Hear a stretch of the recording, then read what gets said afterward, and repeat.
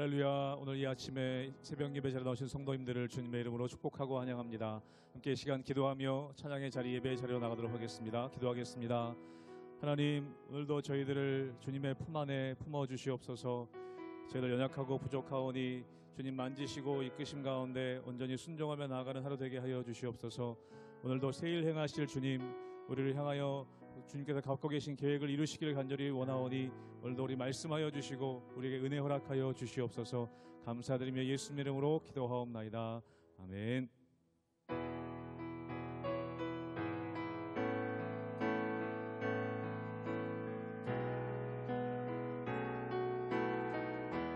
죄짐 맡은 우리 구주, 죄짐 맡은 우리 구주, 어찌 좋은 친구인지 걱정 근심 무거운지 우리 주께 맡기. 처음 고백합니다. 죄짐 맡은 우리 구주, 죄짐 맡은 우리 구주, 어찌 좋은 친구인지 걱정 근심 무거운지 우리 주께 맡기세. 주께 고함 없는 고로 복을 받지 못하네. 사람들이 어찌하여 아뢰 주를 모를까. 시험 걱정 모든 괴로움, 시험 걱정 모든 괴로움 없는 사람 누군가. 부질없이 낙심 말고 기도드려 아뢰세. 이런 진실하신 친구 찾아볼 수 있을까. 우리 약함 아시오니 어찌 아니하리까. 근심 걱정 무거운지, 근심 걱정 무거운지 아니 진자 누군가.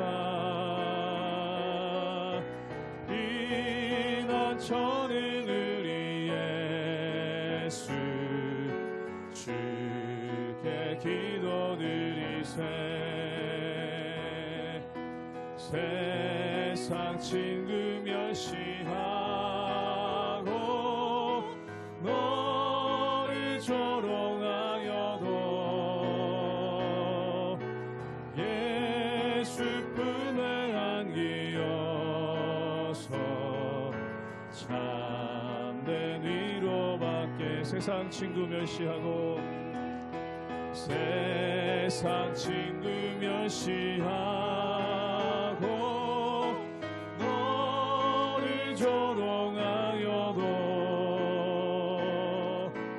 예수 품에 안기어서 참된 위로받겠네.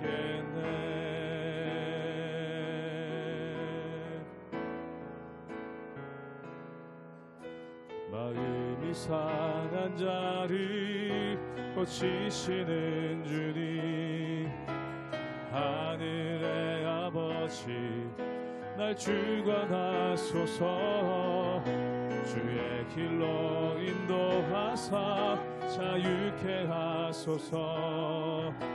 새 일을 행하사 부흥케 하소서. 마음이 상한 자를, 마음이 상한 자를 고치시는 주님, 하늘의 아버지 날 주관하소서.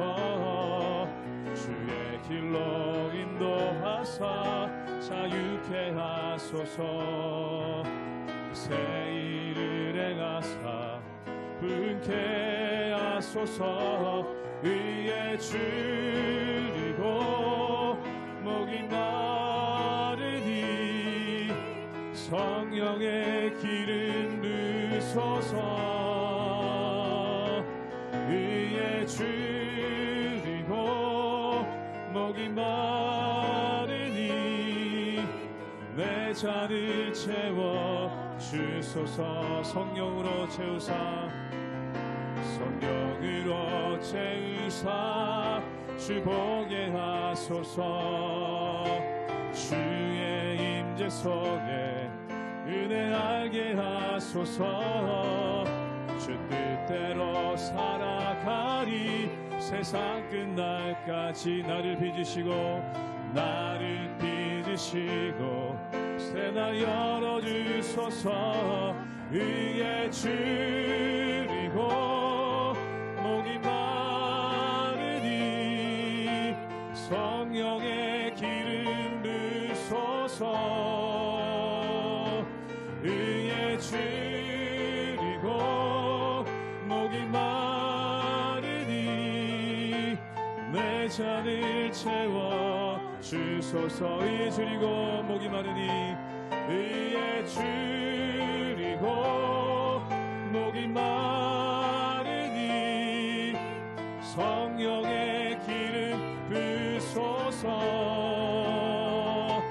의에 줄이고 목이 마르니 내 잔을 우리 한 번 더 믿음으로 고백하기 원합니다. 의에 줄이고 목이 마르니 의에 줄이고 목이 마르니 성령의 기름 부소서.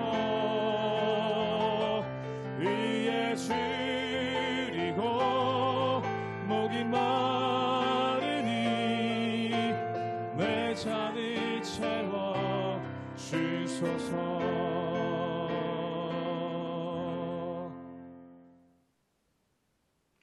할렐루야. 우리 하나님의 은혜와 평강이 우리 성도님들 삶 가운데 날마다 가득하시기를 주님의 이름으로 축원합니다. 오늘 말씀 가운데 보면은 이 호세아서를 통해서 하나님께서 이스라엘 백성들, 즉 하나님을 떠나 우상을 섬기고 있는 북이스라엘 왕국에게 하나님께서 말씀하시는 내용이 나옵니다. 그런데 그들이 하나님을 떠나 죄를 짓는 이유가 무엇입니까? 마음의 음란한 마음, 즉 불안한 마음이 그들의 마음 가운데 있어 하나님을 섬기는 것보다 오히려 우상을 섬김으로 그 불안한 마음을 해소하려는 마음이 그 마음 가운데 있다는 거죠. 그런데 그것은 결국 그들의 불안감을 증폭시킬 뿐 결코 그들의 문제를 해결할 수 없다는 것이죠. 그러므로 이 호세아서를 통해서 한결같이 말씀하시는 것이 너희는 여호와께 돌아오라 라는 것입니다. 그렇다면 하나님은 어떤 분이신가? 하나님은 어떤 분이기에 우리가 여호와께 돌아가야 되는가? 그것에 대한 말씀이 오늘 호세아 6장에 잘 나와 있습니다. 사랑하는 여러분, 하나님은 변하지 않으시는 분이고 또한 하나님은 우리를 기다리시는 분이고 또한 하나님은 우리를 인도해 주시는 분이 바로 하나님이십니다.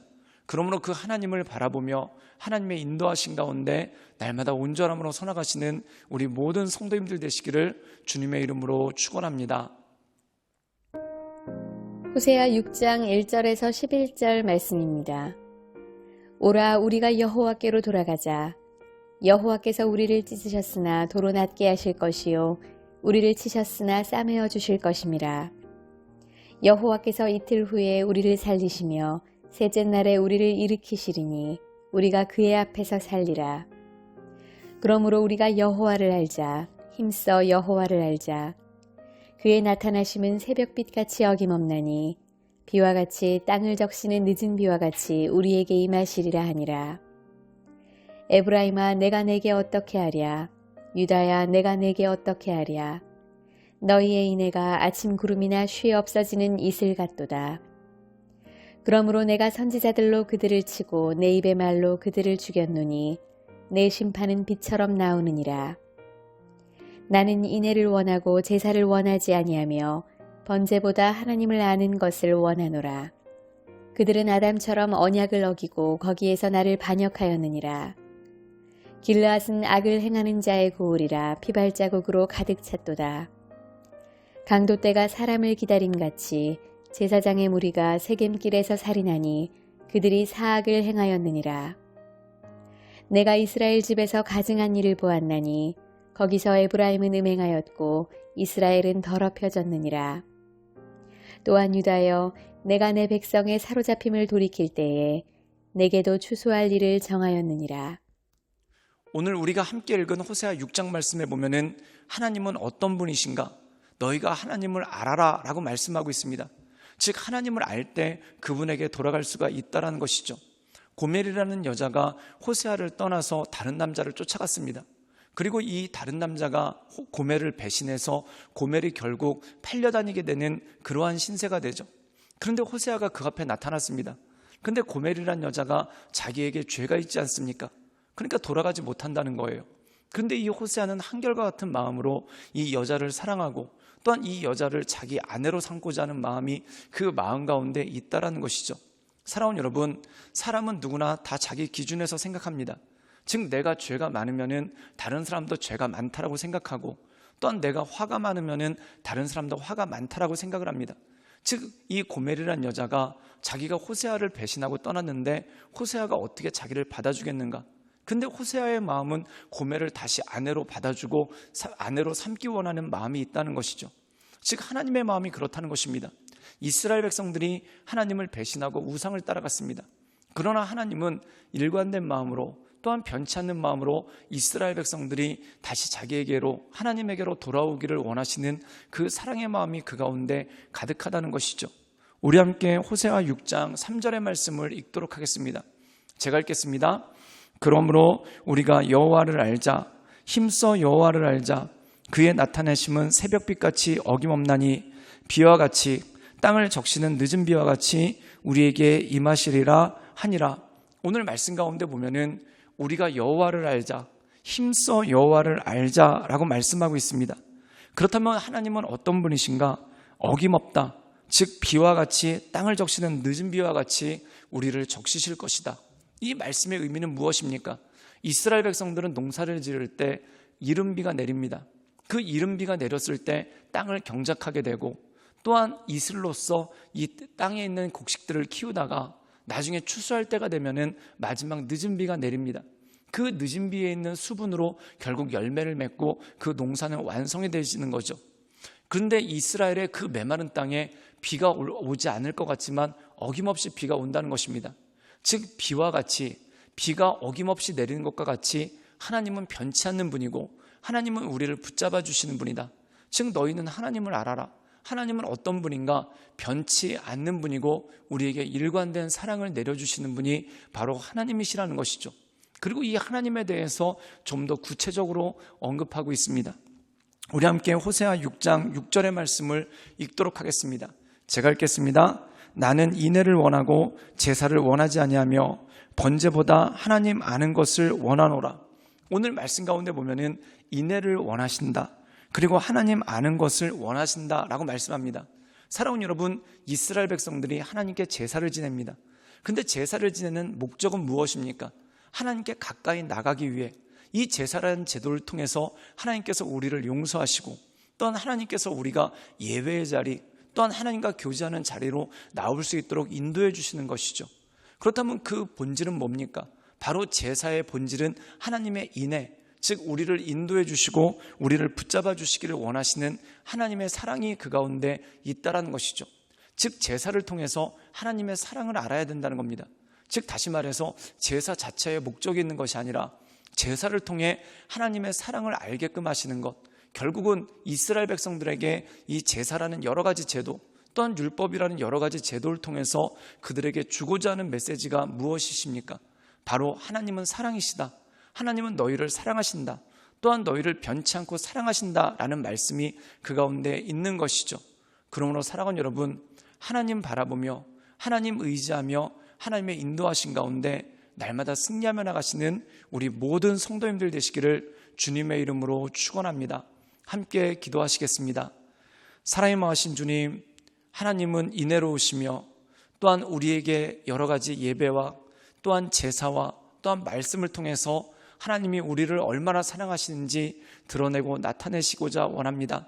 하나님, 우리가 신앙생활할 때, 우리가 주일에 모여 함께 예배하고 하나님의 말씀을 나눌 때 하나님의 사랑이 얼마나 큰지 그것을 마음 가운데 깨달아 알며 주님만을 바라보며 하나님의 은혜 가운데 날마다 나갈 수 있도록 주님 도와주시옵소서.